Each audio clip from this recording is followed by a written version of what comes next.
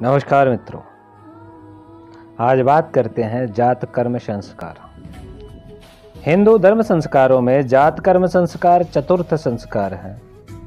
गर्भस्थ बालक के जन्म होने पर यह संस्कार किया जाता है।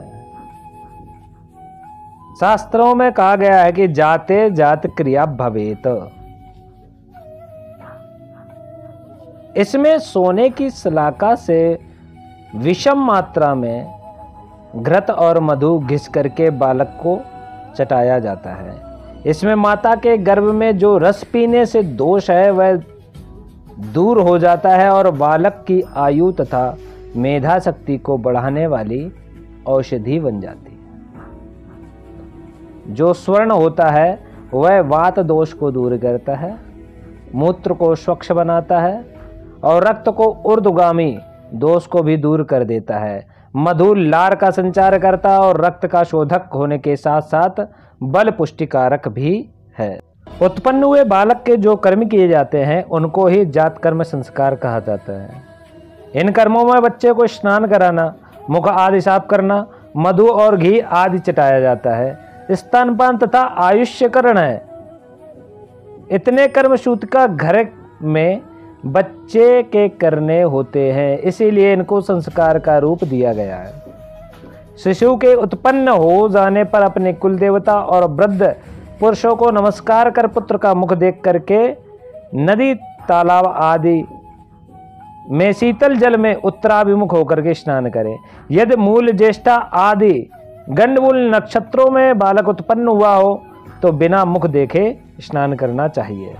इस संस्कार में पिता समाज को बालक के जन्म की सूचना देता है और बालक से कहता है कि हे बालक, मैं तुझ को ईश्वर का बनाया हुआ घृत और शहद चटाता हूँ, जिससे तू विद्वानों द्वारा सुरक्षित होकर के इस लोक में 100 वर्ष तक धर्म पूर्वक जीवन व्यतीत करे। बालक का जन्म होने के बाद यह संस्कार किया जाता है।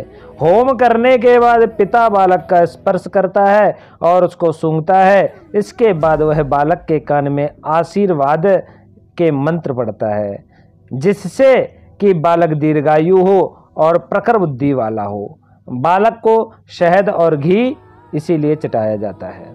इसी घी और मधु में सोना भी घिसा जाता है। माता अपने स्तनों से पहली बार दूध पिलाती है। इसके बाद बालक की नाल काटी जाती है। आयुर्वेद के अनुसार शहद से पित्त और घी से कफ का शमन होता है और घी और सोने से बुद्धि प्रखर होती है। इस संस्कार का प्रमुख उद्देश्य बालक को स्वस्थ और प्रखर बुद्धि वाला बनाना होता है। जात कर्म संस्कार के जो प्रमुख उपांग हैं वह इस प्रकार हैं: मेधा जनन, प्रसूतिका होम, आयुष्यकरण, अंशाभिमर्षण, पंच ब्राह्मण स्थापन, मंत्राभिमंत्रण, स्तन प्रतिधान व प्रतिरक्षात्मक अनुष्ठान। इनका विवरण निम्न रूपों में पाया जाता है।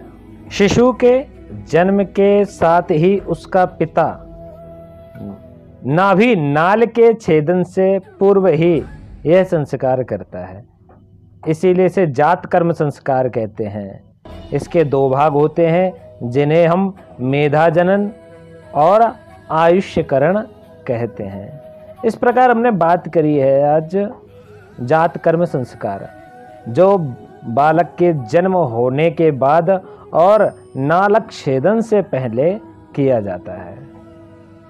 धन्यवाद।